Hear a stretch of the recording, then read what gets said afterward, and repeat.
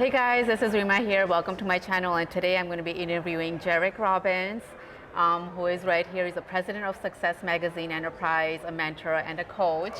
I'm super excited to see what answers he has to some of the questions that I've prepared for him. You ready, Jairek? Let's do it. Okay, again, thank you for taking the time and doing this interview with me. Of course. First of all, Jairek, I have is, tell me about a little bit about yourself and why coaching.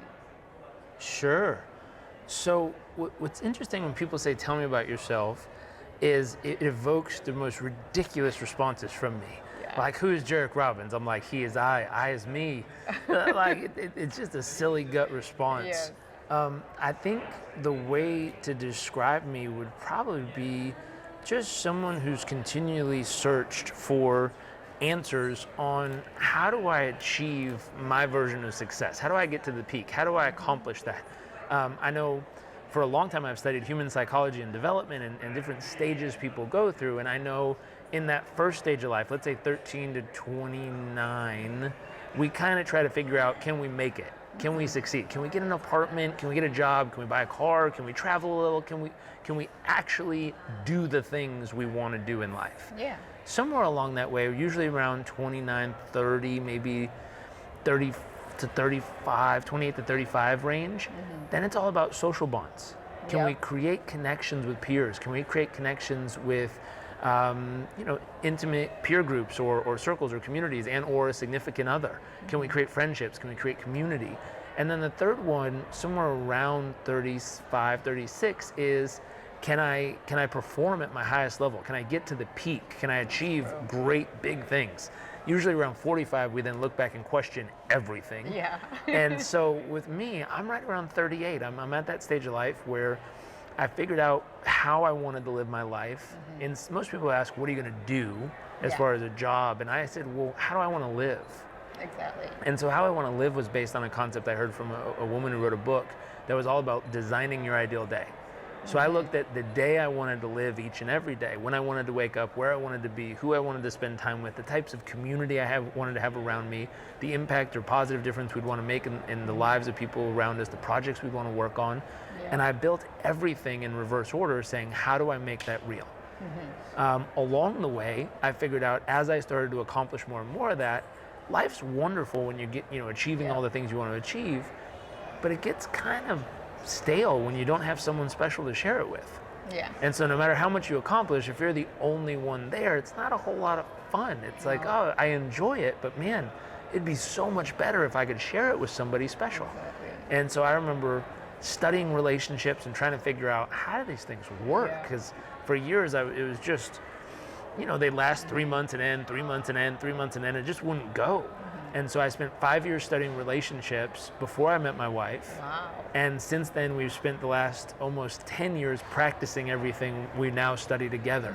And so we spent that time figuring out, how do you make a really deep, meaningful relationship that lasts and flourishes and is fun, and it gets better as each year passes. You hear stuff, people say stuff like, oh, it's the 5-year mark, that's when it kind of gets stale and falls apart.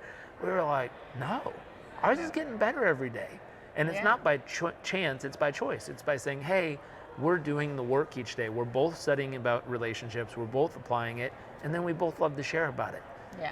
And more recently, now that I've gotten to that third stage, Success Enterprises reached out and said, hey, are you willing to come team up with us and help lead this and help expand it to what we think it can be?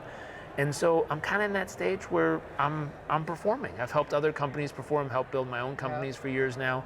And now it's saying, hey, can I take a big public, well-known company, and can we take that up the mountain as well? That's amazing. Yeah. I mean, the fact that you talk about the learning relationships and how to imply, and you're actually doing that, because what happens is you see people reading books, right? You see them, they're like, oh, I've read it. But what? Like, they have not done it. They haven't implemented anything. I wrote a book called Live It, because it's the piece that most people miss. They learn it, they forget to live it, and then my favorite is they learn it and then want to teach it to other people, but then you watch them, and I love the phrase, your actions speak so loud I can't hear a word coming out of your mouth. So I love watching people talk about stuff and be like, did they do that? and then being like, that's interesting. Yeah. And obviously those are stages of life. Like Yeah. I talked about stuff way early when I was 18 and I hadn't figured it out yet. That's true. But at this point, I've practiced. There's a difference between a coach and a mentor. A mentor is someone who's done it. Yeah. And so at this point, I practice really stepping into what are the things I've actually done? And what are the things I've succeeded at, and I can show people what to do. I've also learned to manage what are the things I failed at. And I might not be able to tell someone what to do, but I sure as heck can tell them what doesn't work. Yes. And both are just as valuable. Both are That's just as true. valuable. That's true. I mean, that brings up to the question, like, what was an obstacle that you faced that had made you change the way you are right now? Man, I remember I was living in a village in Uganda. I was teaching organic farming. I got malaria twice. Oh, gosh. And so one of my lessons was I grew up in Southern California where you fix almost everything as far as health-wise with vegetable juice, a green drink, and some meditation. Yeah. Sounds great. I remember when I told the doctor in Uganda I was going to solve malaria in my body by meditating and drinking green drink. He looked at me and said, that is the stupidest thing I've ever heard in my life. Yeah. And I looked at him like, it'll work. I'll be fine.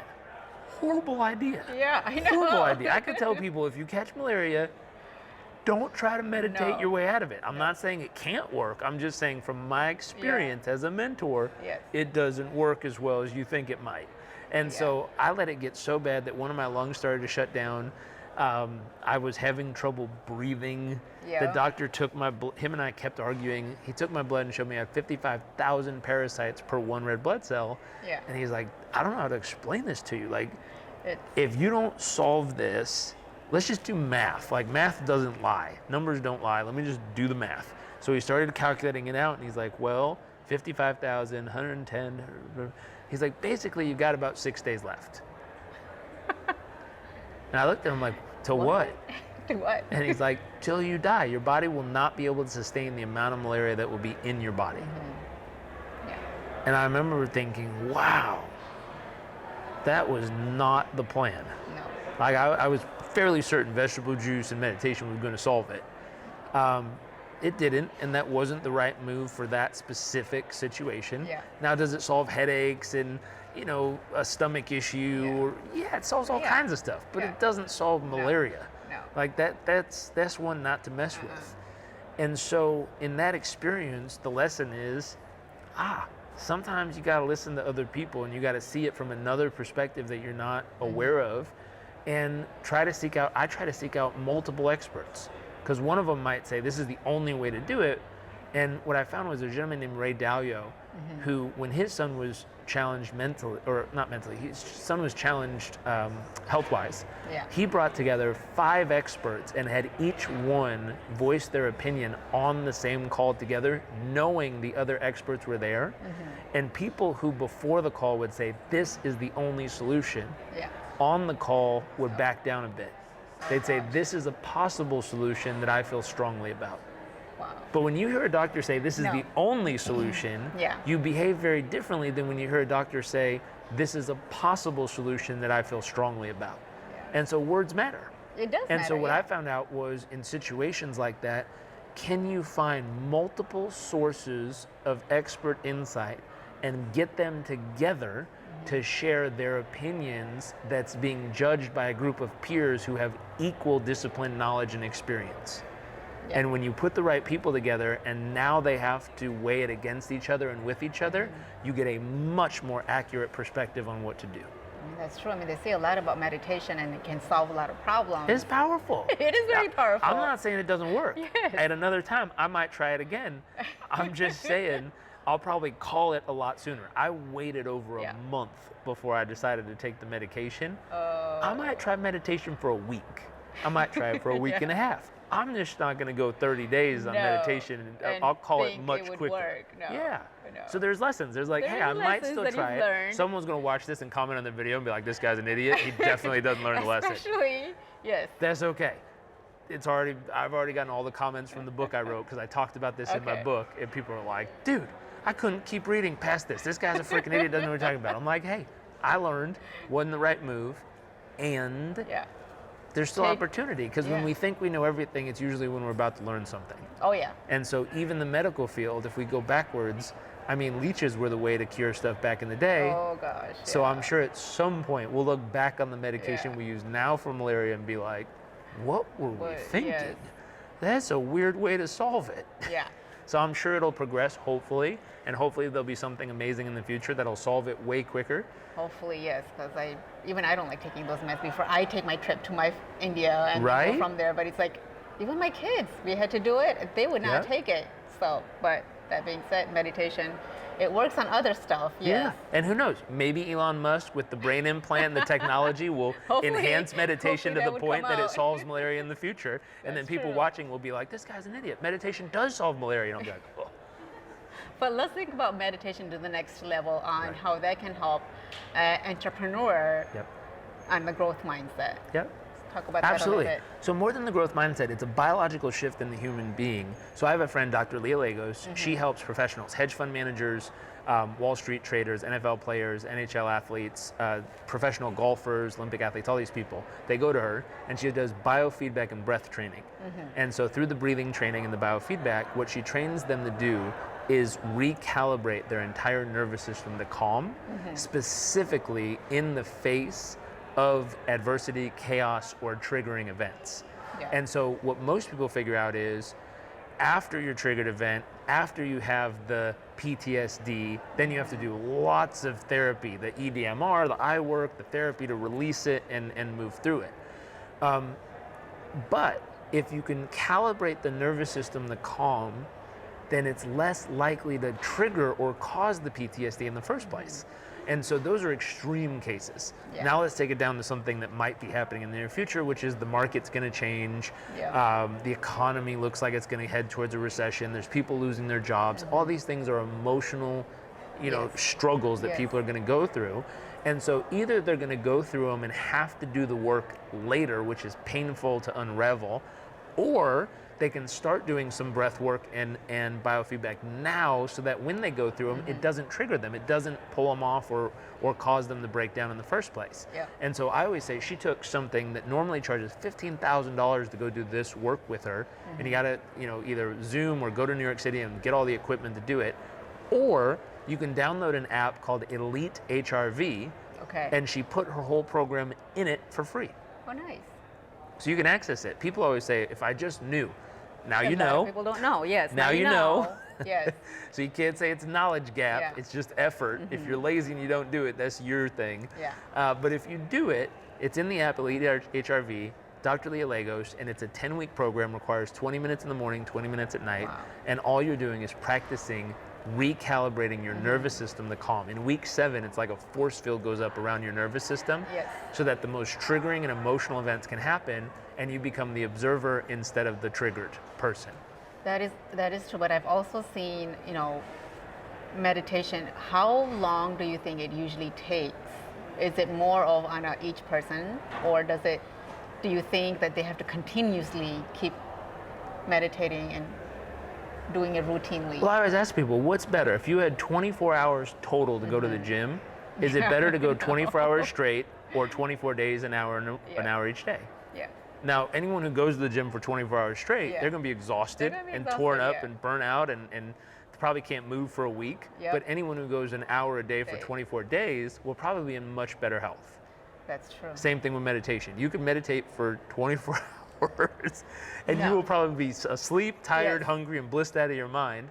Or you could do 15 minutes a day for many months and be in a much better place. But according to Dr. Leah, Yeah. the seventh week is where the magic kicks in. 20 minutes a day in the morning, 20 minutes a day at night for Right. 10 weeks, but by week 7 is where the magic kicks. Now, this is a different topic, but it's also about meditation. Yeah. But what age do you think people can start? Because Ooh. I know people ask, like kids, Yeah. they go through a lot too right now. Totally. Because at this generation of life, you think there's so many activities, so much Yeah. stuff that they want to go in schooling. They're compared, they're stressed out. I see mentally, what do you say on that? So I sat next to a researcher from the University of Chicago on a flight from Paris back to Chicago. him and I were chatting about what do we do. Yeah. And I said, oh, I'm a coach. I work with enhancing performance of executives and entrepreneurs and business owners. And I said, what do you do? He said, I'm a researcher. I do children's research on ADD and ADHD. Yeah. I said, that's fascinating. And I said, he goes, well, how do you help these professionals get better? And I said, well, we teach them how to meditate. We use biofeedback devices. He goes, that's so interesting. I said, how do you help the kids get better? He said, I teach them how to meditate. I use biofeedback devices. He said, I have one in my suitcase. I said, so do I. Okay. I said, well, I'd love to see yours. He goes, okay, I'll grab mine, you grab yours. We pulled our suitcases down. We both grabbed it. We opened the case and went, we use the exact same thing. Wow.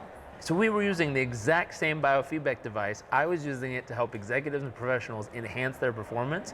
He was using it to help reduce or eliminate the need for ADD and ADHD medication from children. Wow. And I went, that's cool. I said, well, tell me the protocol Yeah. of how you use it. He said, we have children use it for 3 minutes a day. Okay. We tell them it's a game, and the way to win is to win as many birds as you can get. Wow. He said, how do you use it? I said, I tell them professionals don't like meditation, the concept, the word. So they get stuck on that because they say, I closed my eyes and talked to myself for 20 minutes and it didn't work. Yeah. I said, okay, I'm going to use biofeedback to train your brain how to access a new level of performance is what I would say. And so we laughed because we're getting the same result with a different road up the mountain. And what he found was after 30 days of practicing for 3 minutes a day, the children were able to massively reduce or completely eliminate the need for medication and get better results in focus, test, and I think memory was the third piece. Wow, that's impressive. It was amazing. Yeah. 3 minutes a day, That's and it. the game Just is sit get as that many long. birds as you can. Yeah. And so what's fun is meditation is one. I love using Muse, which is one of the meditation headbands.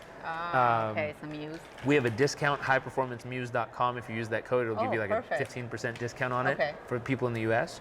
I have a new one called Core for people who have trouble sitting in quiet. Core is a vibrational technology you hold and it vibrates and does breath work and meditation, guided meditations with you. And then there's another one I actually have with me called Mendi, M-E-N-D-I, which is an active biofeedback tool for brain training. So you put it on, you keep your eyes open, you watch the screen and play the game, and as you're able to control different parts of your brain, the game does stuff. Wow. And so I have a friend's son who's probably 5 years old and named Adam. Adam washes the floor score-wise with his dad. Oh. Because it's a game and you just tell him win points That is by using your interesting. brain. And the kid picks it up that fast when the adult struggles to understand, like, why did it move? Why didn't it do this? We have too many questions. Yeah. Where the kid just Exactly. says, win They the just game do by it, get yep. points. And they're like, okay. And they'll keep trying different things until they see what gets points. Yeah. And then they'll repeat the thing that gets points.